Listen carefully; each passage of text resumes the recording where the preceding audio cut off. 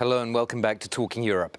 It's a ritual that happens every 5 years, but also a test for two of the EU's key institutions. Once all the EU Commission's new members have been designated, they go through confirmation hearings before the European Parliament.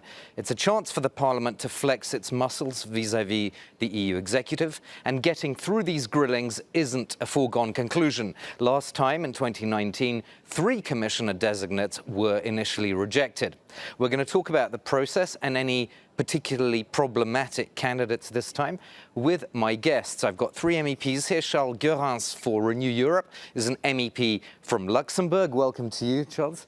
We're also here with Paolo Borchia, an Italian MEP with Patriots for Europe. Hello to you. Thank you for the invitation. And Brando Benifei, also Italian and a member of the Socialists and Democrats. Hello to you. Thank you. And we've got a great spread of different committees between the 3 of you that will actually hear these candidates. Charles Goerens, you're a real veteran of the Parliament. This is, I think, your 6th time as an MEP. Indeed, it right. is. Yeah. So, what do you look for in these hearings? What do you expect to hear from what do you want to hear from these designates?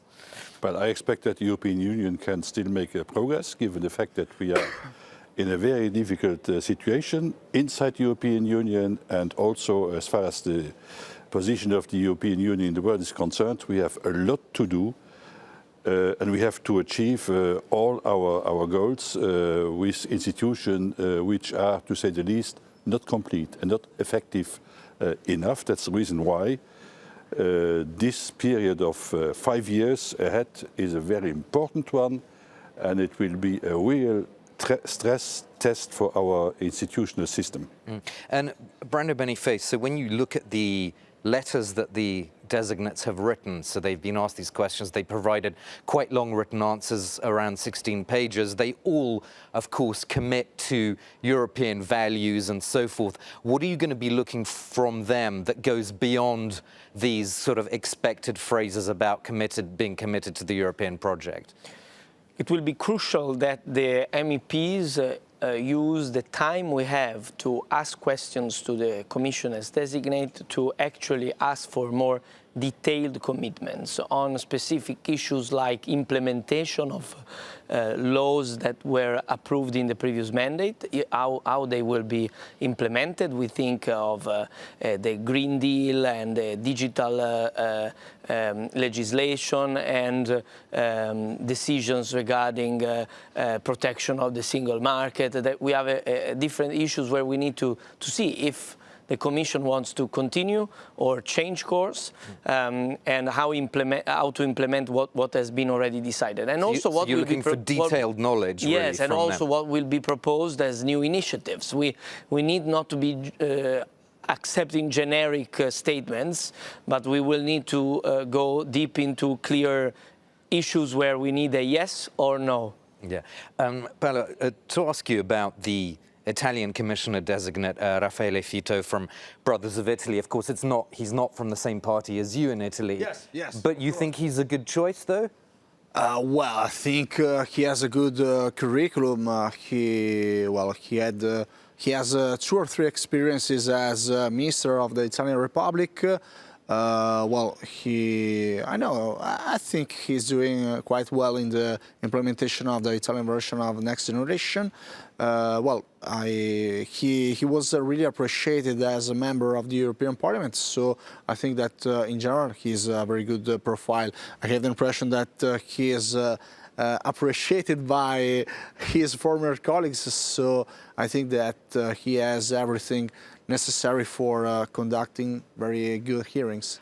He's, of course, I should have said, nominated for Cohesion and Reforms, which is a very important portfolio. Brando, just your reaction to that. Is Raffaele Fitto a good candidate, and is he going to have an easy time or difficult time, do you think, in the hearings? Well, we work together quite well in the parliament, it's true. However, I have a very, very bad opinion of his work as a minister.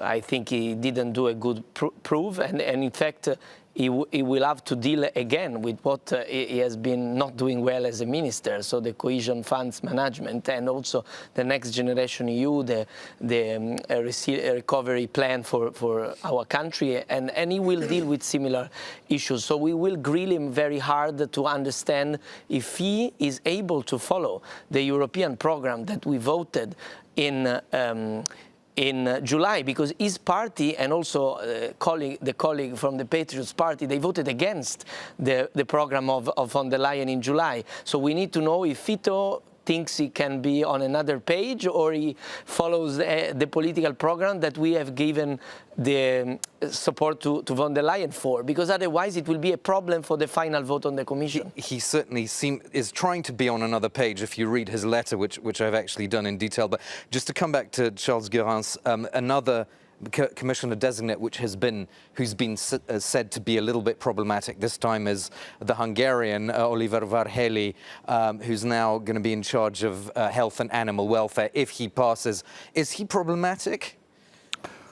Well, as far as his competencies are concerned, he has rather technical departments to handle with over the next 5 years. But when it comes to his commitments to the European values, it will not be very easy for him, because people expect from him that he is crystal clear when it comes to defend European values. In principle, he must stick to well-functioning European Union, embedded in an institutional system that sanctions any violations to fundamental values. I hope in his interest, personal interest, that it will be very outspoken on this, and that will be a real test for him. Paolo Borges, so there are two commissioners who are supposed to work very closely together, the French designate Stéphane Séjourné and the Spanish designate Teresa Ribera. And some people have raised questions about how well they know the very broad briefs that they have to carry. What are your thoughts on both of them?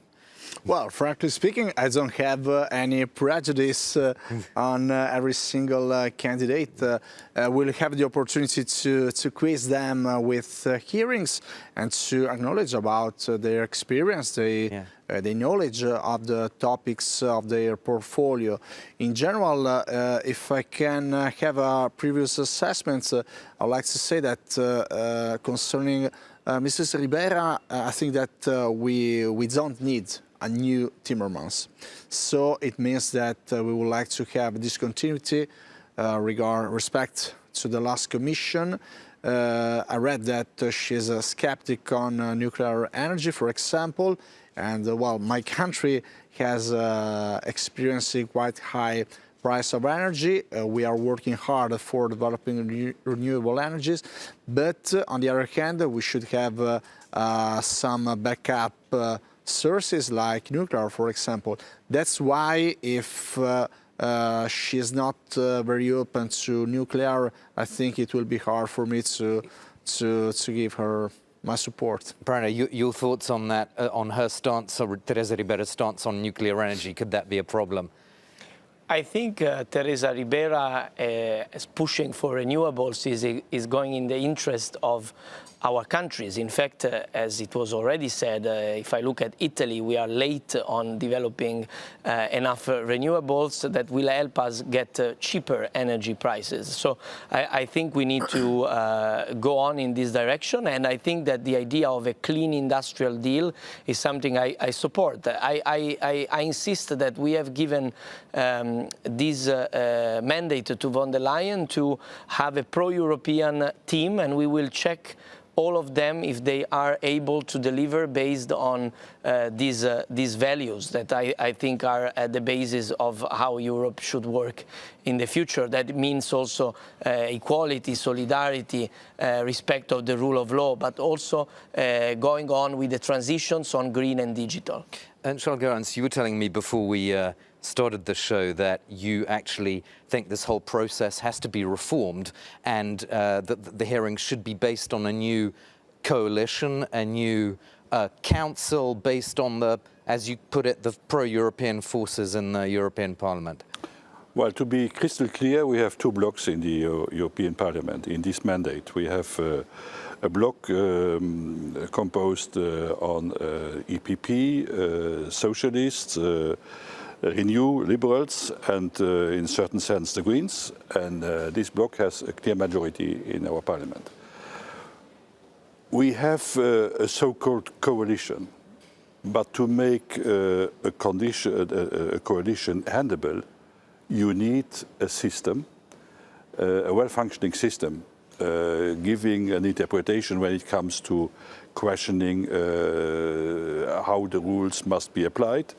And in this sense, we have a lot to do in order to be more credible. We have only an experience since the last July, and already 2 or 3 accidents, if I may express in this way.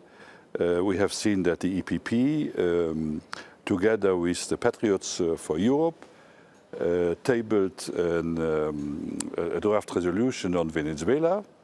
There was nothing to criticize on the content of this, but the behavior to be an ally with this is the opposite of a well-functioning coalition based on values. We're running out of time. Just a final point on that, Paolo, from you about this EPP Patriots cooperation, which the centrists don't like.